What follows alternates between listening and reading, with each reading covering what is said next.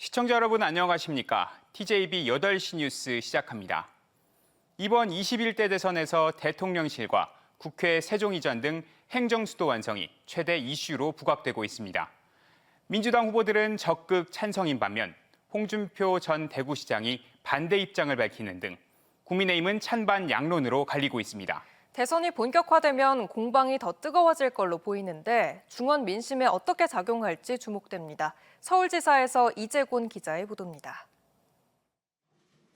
국민의힘 경선 후보인 홍준표 전 대구시장은 대통령실은 청와대로 돌아가야 한다며 세종시 이전에 반대했습니다. 집무실이야 대구에도 대전에도 둘 수 있지만 청와대 즉 대통령실 세종 이전은 위헌이라고 밝혔습니다. 위헌이죠. 그 위헌 판결 안 났습니까? 청와대를 이전하고 그것은 수도 이전과 마찬가지이기 때문에 그건 위헌입니다. 김문수 전 장관의 경우 공식 입장은 밝히지 않았지만 과거 경기지사 시절 세종시 건설 중단을 요구했고 입장이 바뀌지 않았다면 행정수도 완성에 부정적일 가능성이 높습니다. 반면 이철우 경북지사는 김태흠 충남지사와 만난 자리에서 지방이 살아야 나라가 산다며 국회와 대통령실 이전에 대해 적극 찬성 입장을 밝혔습니다. 앞서 한동훈 전 대표도 TJB 대담에서 국회 세종 이전 소신에 이어 행정수도 명문화에도 긍정 반응을 보였고 나경원 의원, 유정복 인천시장도 행정수도 완성에 동의한다고 말했습니다. 그게 분명히 이점이 있기 때문에 여러 가지 논의가 나오는 것이고 저는 분권에 대해서 대단히 강한 소신을 갖고 있습니다. 국민의힘과 달리 민주당은 행정수도에 관해선 일치된 모습입니다. 이재명 전 대표는 대통령실 이전 가능성을 검토한 데 이어 최근 신행정수도 건설특별법 입법을 지시한 바 있습니다. 김경수 전 경남지사는 아예 세종에서 출마 선언을 하며 노무현의 꿈을 이루겠다고 밝혔고 김동연 경기지사는 취임 즉시 세종에서 집무하겠다는 입장입니다. 행정수도는 이곳 세종시로 완전히 이전하겠습니다. 내란의 상징인 용산을 더 이상 대통령실로 사용할 수 없습니다. 이준석 개혁신당 후보 역시 청와대와 국회를 합친 명품 집무실을 세종에 설치해야 한다고 주장했습니다. 누가 차기 대통령이 될지 모르는 상황에서 대통령실과 국회가 과연 세종으로 이전할 수 있을지는 아직 알 수 없습니다. 다만 충청 민심에 행정수도 완성이 중요한 비중을 차지하는 만큼 과연 유권자들의 선택에 어떤 영향을 줄지 주목됩니다. TJB 이재곤입니다. 민주당이 내일 충청권을 시작으로 제21대 대통령 선거 후보 선출을 위한 권역별 순회 경선을 시작합니다. 민주당 중앙당 선거관리위원회는 내일부터 나흘 동안 온라인 투표 등 충청권 순회 경선을 하고 오는 19일에는 충북 청주에서 합동연설회와 충청권 투표 결과를 발표할 예정입니다. 민주당 경선은 권리당원 투표 50%와 국민 여론조사 50%를 실시한 뒤 합산하는 방식이며 충청권부터 4개 권역으로 나눠 권역별 순회 경선을 벌인 뒤 오는 27일 최종 후보자를 발표합니다. 공직선거법 위반 혐의로 기소됐던 맹정호 전 서산시장이 대법원에서 무죄를 확정받았습니다. 대법원은 맹 전 시장이 2022년 지방선거 유세 당시 발언과 관련해 발언이 허위사실이 아닌 의견에 해당한다며 무죄를 인정한 항소심 판단을 확정했습니다. 맹 전 시장은 판결 직후 시민이 가라는 길을 가겠다며 정치 복귀 의지를 밝혀 내년 지방선거 출마 가능성에 관심이 쏠리고 있습니다. 조리원 처우 개선을 둘러싼 갈등으로 대전 일부 학교들의 급식 파행이 계속되고 있습니다. 이런 가운데 대전시 교육청이 대체식의 질을 높이기 위해 예산을 추가 투입합니다. 하지만 조리원들이 이미 현장을 떠나버렸고 급식 공백 사태도 벌어진 상황에서 교육당국의 뒷북 대응이 오히려 혼란만 키운다는 지적이 나옵니다. 김철진 기자입니다. 급식조리원들의 집단 휴직으로 대체식이 시작된 대전의 한 중학교. 샌드위치와 빵, 우유 등이 급하게 마련됐지만 학생들에겐 양이나 영양적으로도 부족하다는 지적이 나왔습니다. 초등생은 3,000원대, 중고교생은 4,000원대의 무상 급식비에 맞춰 대체식을 준비할 수밖에 없었던 건데 교육청이 뒤늦게 대책 마련에 나섰습니다. 무상 급식비에 급식 현대화 사업비로 책정된 예산을 추가로 긴급 투입해 대체식 구매비 한도 상향에 나선 겁니다. 대체식이 장기화될 경우 아이들의 영양 손실이 우려되는 만큼 고교생 기준 한 끼에 4,710원이던 예산 지원을 8,000원까지 늘린다는 계획입니다. 대체식에 대한 우려는 일부 해소됐지만 교육계 일각에선 여전히 교육청의 소극적 태도에 대한 불만의 목소리가 나옵니다. 전교조 대전지부는 쟁의 행위와 관련한 명확한 지침 제시나 학교 안정을 위한 상세한 안내가 필요한데 시교육청이 실질적인 문제 해결에 나서지 않아 현장의 혼란이 가중되고 있다고 지적했습니다. 네, 쟁의 행위는 이미 통보가 2월 달에 있었고 그다음에 지금 3월, 4월도 이제 중반이 접어들고 있는데 그때 동안 교육청에서는 여러 가지 문제가 발생할 거를 이미 알고 있었을 거란 말이죠. 그런 가운데 학비노조 외에도 교육 공무직 노조가 기자회견을 열고 급식조리원의 인력 충원을 주장하는 등 조리원들의 목소리는 더욱 커지는 모양새입니다. 교육청은 조만간 급식 갈등 사태와 관련한 입장을 정리해 발표하기로 했습니다. TJB 김철진입니다. 네, 이 내용 취재한 보도국 조영준 기자와 자세한 이야기 해보겠습니다. 조 기자, 지난주부터 대전 학교에서 급식이 중단되는 등 파행이 이어지고 있습니다. 특히 조리원들이 학교 현장을 떠나는 이런 사태의 근본적인 원인 어디에 있습니까? 네, 급식 조리원들이 학교를 떠나는 이유는 인력 부족 그리고 이로 인한 과도한 노동 때문이라는 게 노조 측 주장입니다. 현재 대전 학교 현장에서 급식 조리원 1명이 맡고 있는 이 학교 급식 인원은 100명이 조금 넘습니다. 그렇다 보니까 조리원 10명 중 9명 걸로 이제 근골격계 질환을 앓고 있고 또 재해율도 높다 보니까 인력을 좀 충원해달라라는 게 노조 측의 요구 사항입니다.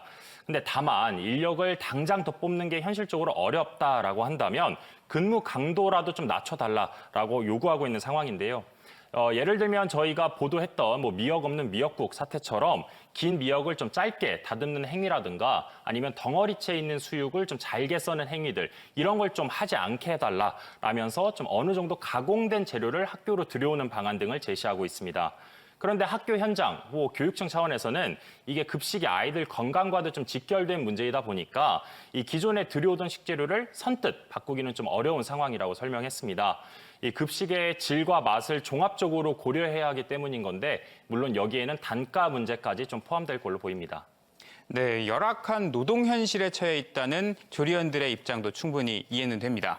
그런데 급식 차질이 시작된 지 보름이 넘었고 또 특히 미역이나 고기를 자르는 걸 이게 좀 거부하는 행위, 그런 형태의 쟁의 행위는 처음 보는 것 같은데요. 네, 맞습니다. 이 대전 학교 현장에서 이 조리원들의 쟁의 행위가 표면화되기 시작한 거는 지난달 말부터입니다.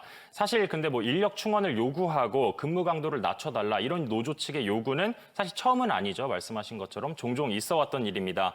그런데 저희가 이번 사건을 좀 주목한 이유는 이번 쟁의 행위의 방식 때문입니다.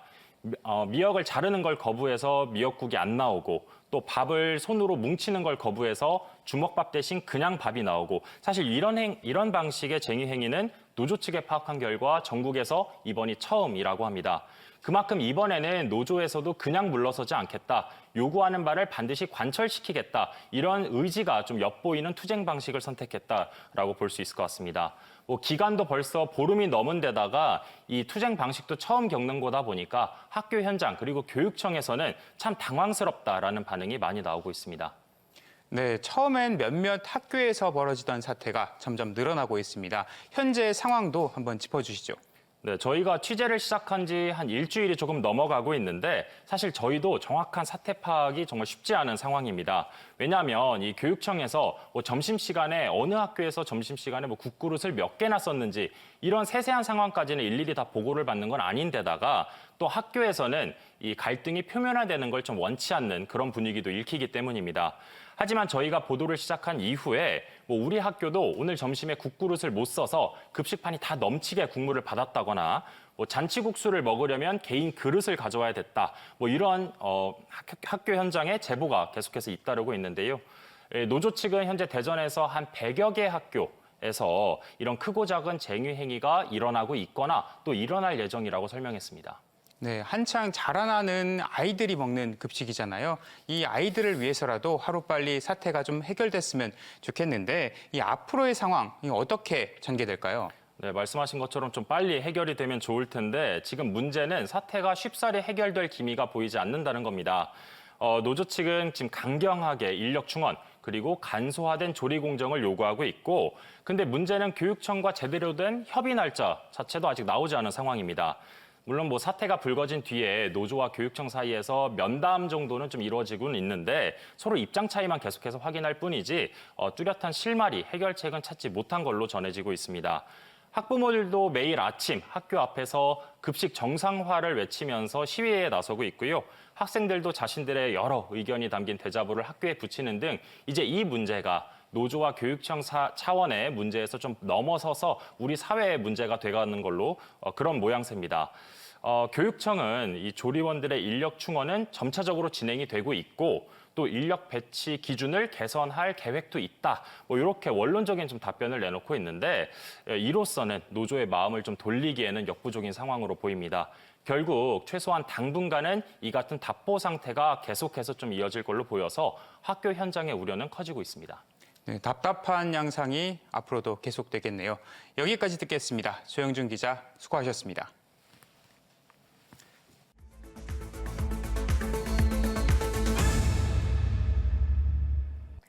충남도가 내포신도시 종합병원 건립 관련 공유재산 관리 계획안이 도의회에서 부결된 것과 관련해 성만재 보건복지국장을 대기 발령 조치에 논란이 일고 있습니다. 충남도는 총 487억 원을 투입해 내포신도시에 소아진료 중심 병원을 건립하고 이후 중증 전문 진료센터까지 확대할 계획이었지만 도의회 행정문화위원회는 어제 사업 실행 가능성과 협약서의 부실함을 이유로 계획안을 부결시켰습니다. 이에 대해 공직사회 안팎에서는 이런 식으로 하면 어느 공직자가 일할 수 있겠냐며 김태흠 지사의 대기 발령 조치가 지나치다는 반응이 나오고 있습니다. 더불어민주당 미래경제성장전략위원회와 과학기술혁신특별위원회는 오늘 원자력연구원을 방문해 원자력 산업 종사자들과 간담회를 갖고 이념적인 갈등에서 벗어난 지원을 약속했습니다. 이현주 위원장은 에너지 정책에 지나친 이념이 투영돼 연구 현장의 불안감을 키웠다며 원자력 기술 발전을 위한 생태계 구축을 강조했습니다. 또 황정화 위원장도 소형 모듈 원자로 특별법 제정 등 법적 지원과 전문 인력 양성을 통한 기후위기 극복과 에너지 안보를 위한 실용적인 접근을 추진하겠다고 밝혔습니다. 충남 제1호 지방정원으로 등록된 아산 신정호 정원이 조성공사를 마치고 이번 주 정식 개원하는데요. 특색 있는 테마로 꾸며진 신정호 정원은 다양한 식물과 어우러진 명품 공원으로 조성돼 지역 시민의 힐링 공간은 물론 관광 명소로 주목받고 있습니다. 이선학 기자가 보도합니다. 충남 아산의 명소인 신정호수입니다. 호수 주변으로 아름다운 정원이 마치 그림처럼 펼쳐집니다. 올해 초 충남 제1호 지방정원으로 등록된 신정호 정원입니다.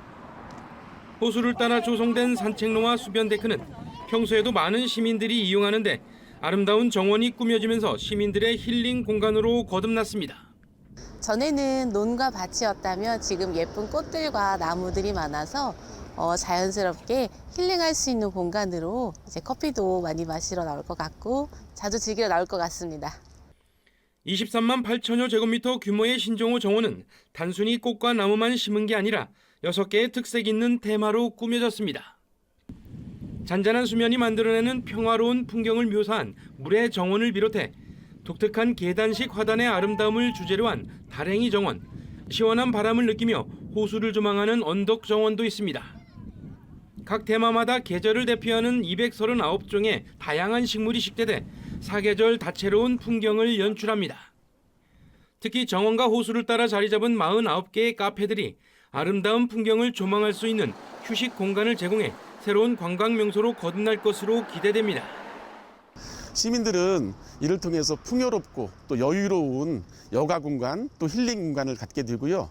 외부 관광객들에게는 다양한 즐길거리를 볼 수 있는 충남도의 제1호 지방정원으로서 사랑받기를 기원합니다. 아산시는 마무리 환경 정비가 끝나면 오는 18일부터 이틀간 개원 행사를 열어 시민들에게 정식으로 공개하고 다양한 체험 행사도 개최할 예정입니다. TJB 이선학입니다.